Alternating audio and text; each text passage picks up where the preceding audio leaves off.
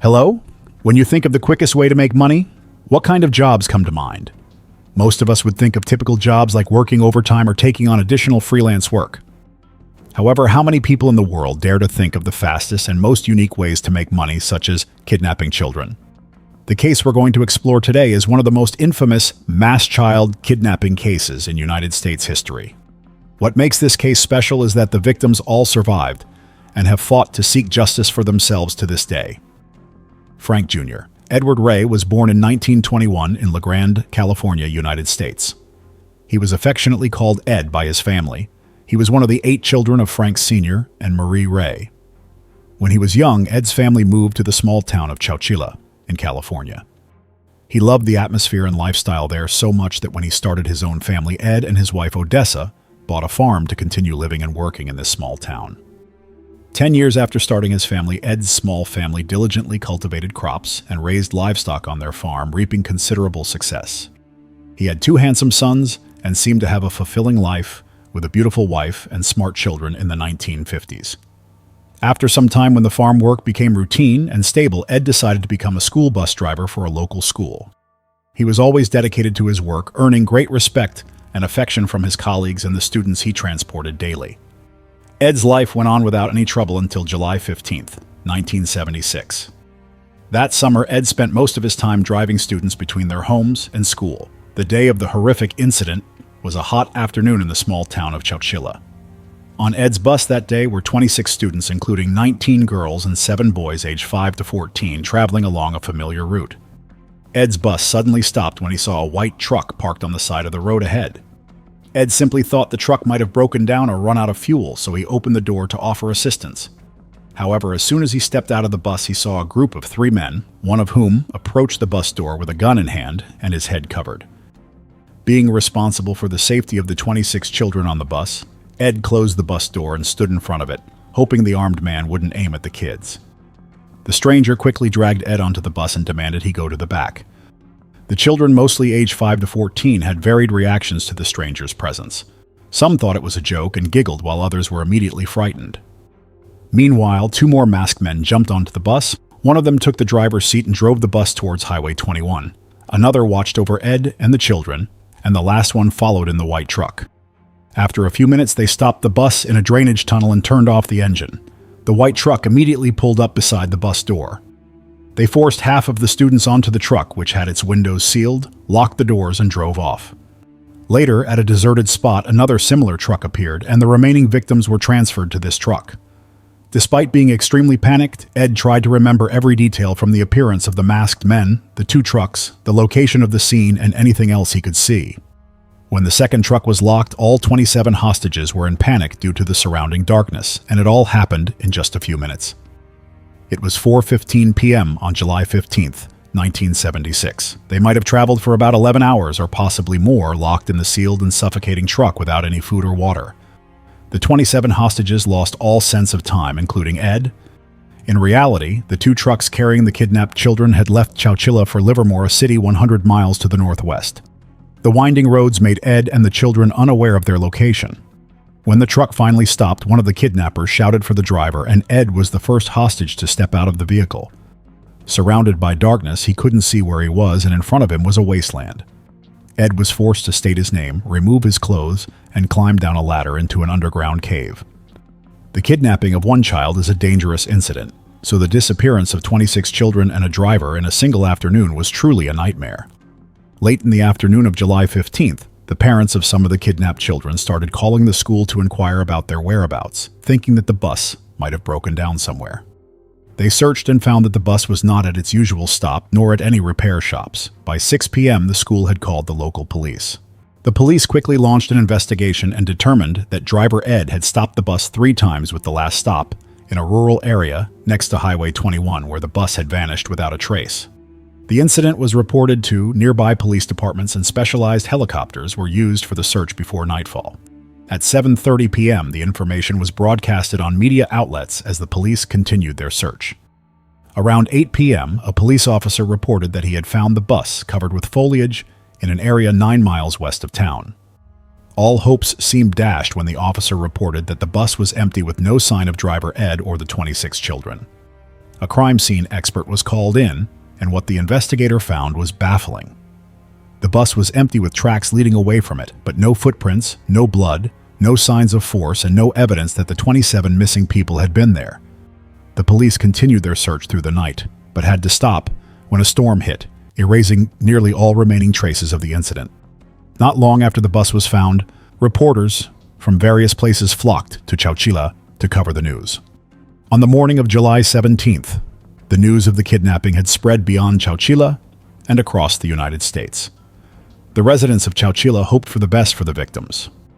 Although this town had a slower, more peaceful pace of life compared to other areas in California, similar kidnappings had happened before, such as the kidnapping of Patty Hearst or another case in October 1969 when a serial killer claimed that his target was students and that he would attack a school bus any morning.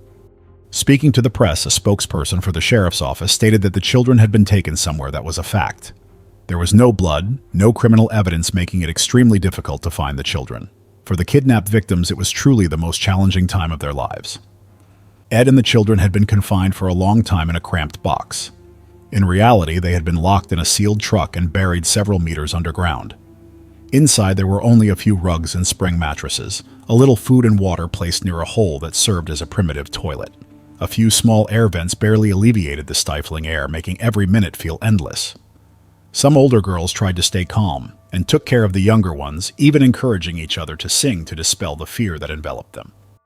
After about 12 hours, the hostages began to find a way to escape by stacking the mattresses on top of each other. Ed and some of the older boys managed to climb up to the roof of their confinement. The metal cover was very heavy and difficult to move, but they figured out a way by using wooden planks to wedge into the gap between the roof and the cover. After many hours of effort, they managed to shift the cover, and Ed could reach up and remove the object blocking it, which turned out to be a massive industrial battery. Finally, they created an opening just large enough for the smallest boy to squeeze through. Despite his fear of what might await him above, the boy crawled up and reported that no one was there. After widening the hole, Ed and the children began climbing to the surface. After 16 hours, they moved toward the light, trying to move quickly despite their exhausted bodies.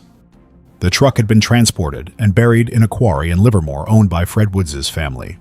Two workers at the quarry, unaware of the kidnapping, were surprised to see a group of dirty children approaching them.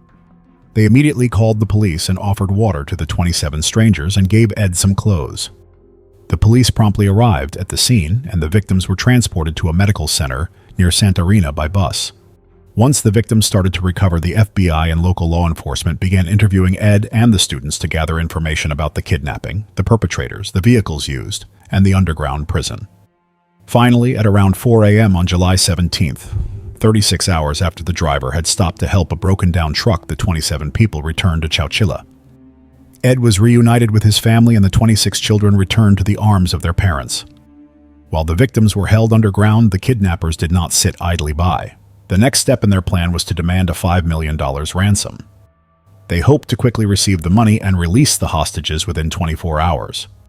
However, according to the Chronicle, they were unable to place the call to the Chowchilla police due to the influx of calls from reporters, law enforcement agencies, and tipsters. After hours of unsuccessfully attempting to make the call, the three kidnappers fell asleep. When they woke up on July 17th, they were stunned to see media reports that the hostages had escaped safely. Throughout their preparation for the kidnapping, including burying the truck, they never anticipated that the hostages could escape. They were confident that no one would discover the truck buried in the Livermore quarry. In a panic, they tried to flee.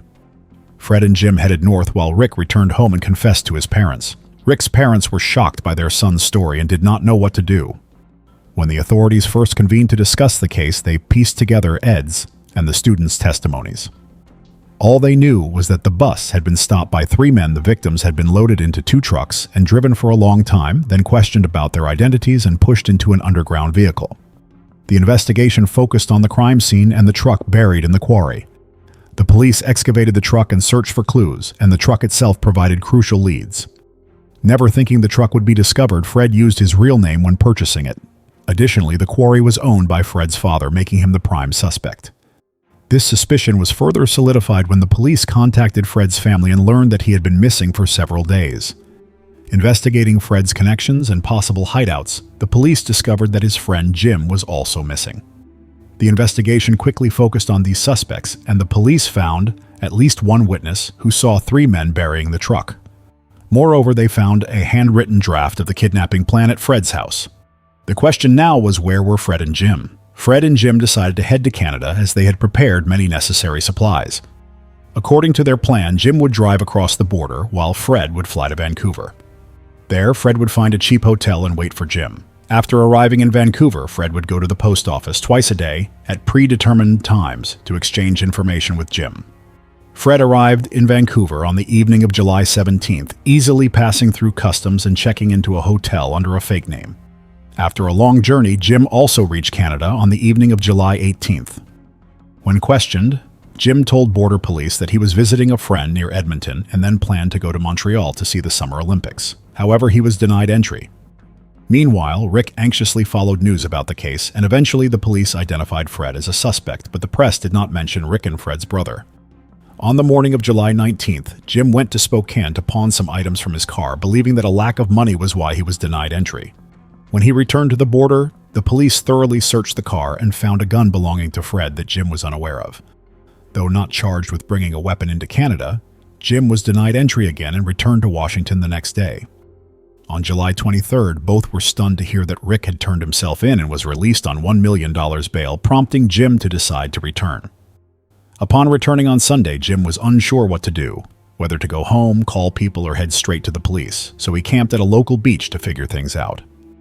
In Vancouver, Fred, using a fake name, wrote a letter to a friend in California asking them not to tell anyone and to reply to him.